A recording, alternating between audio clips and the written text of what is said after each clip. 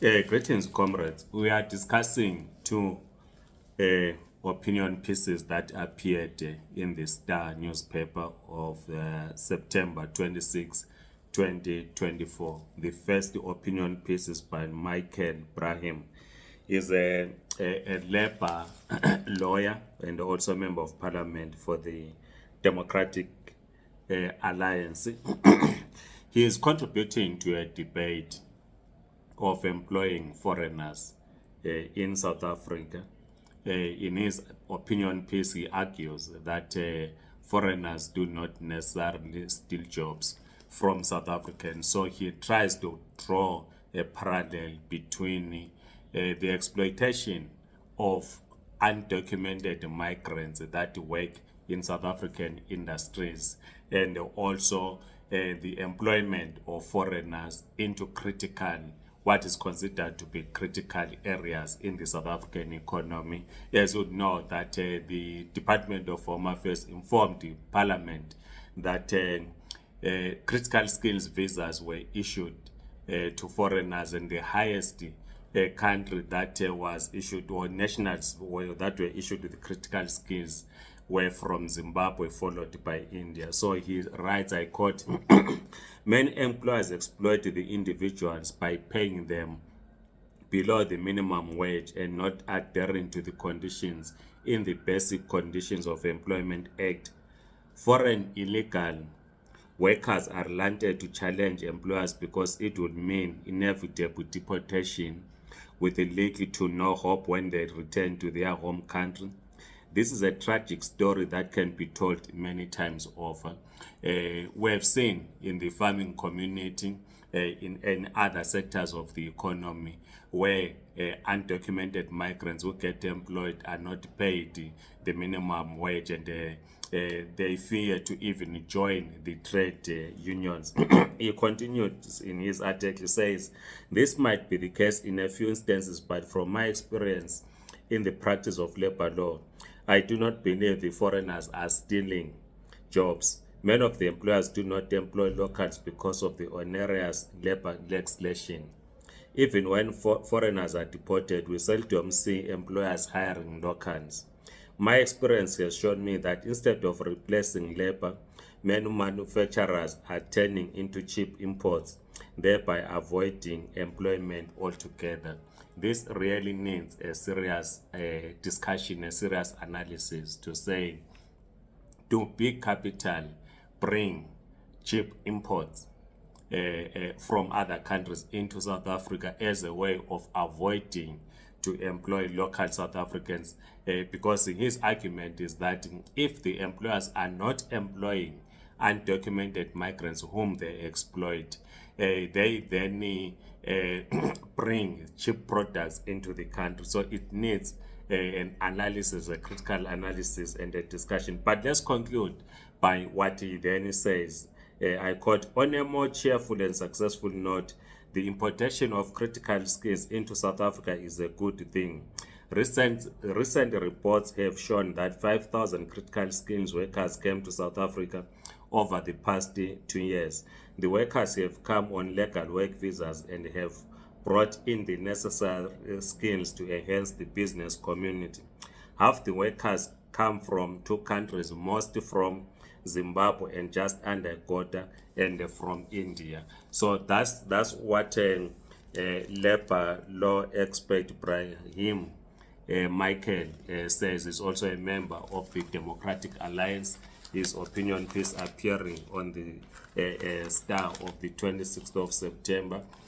I know that as we continue to discuss this question, it divide opinion across the board. The question of employing undocumented migrants, and also the issue of employing migrants themselves, because there is a debate on the critical skills list itself. There are some South Africans who argue that what is in the critical skills list, or professions that are listed in the critical skills list, should not be in the critical skills list. So let's continue with this discussion. We go to the article that talks about Zimbabwe. It is written, it's an opinion piece written by Newton W. Wampofu. is based in the United Kingdom. He writes his opinion piece, he tackles the growing tensions threaten Zimbabwe. He is looking into power struggles or what is perceived because we have no evidence. We want to point it out. We have no evidence that there is power struggle between President Emerson Mnangagwa and Deputy President General Constantine Chiwenga. But in his opinion piece, he argues that there is a power struggle between the two. As I'm saying, some of us, we do not believe because there is no evidence that point to a power struggle. But this is his opinion piece is based on that. He says, I quote, one of the core sources of tensions is the unresolved question of succession. Mnangagwa, 81, has not publicly announced a successor or made clear whether he will seek to serve beyond his current term. This has fueled speculation and frustration among Chiwenga's camp, as the vice president has long been seen as positioning himself as the natural heir. What we have said, which in analyzing the liberation movements, not necessarily Chiwenga and Mnangagwa, but broadly some liberation movements, some seem to overcome in this. The biggest challenge within the liberation movement is the question of succession. We've seen some extending their stay in power. We've also seen the contestation for political position within the liberation movement. He continues, another factor driving the wedge between Mnangagwa and Chiwenga is their divergent policy visions for Zimbabwe. Mnangagwa has positioned himself as a pragmatic reformer, seeking to attract foreign investment and re-engage with the international community after years of isolation under Mugabe's rule. However, his efforts have been stemmed by continued economic mismanagement and rampant corruption, leading to growing dissatisfaction even within ZANU-PF. Close quoting. Mnangagwa leads ZANU-PF, or if I were to put it in this way, Mnangagwa has no appetite in addressing corruption. We have seen his close relatives, close political friends that are involved in corrupt activities, smuggling our minerals. He has done nothing.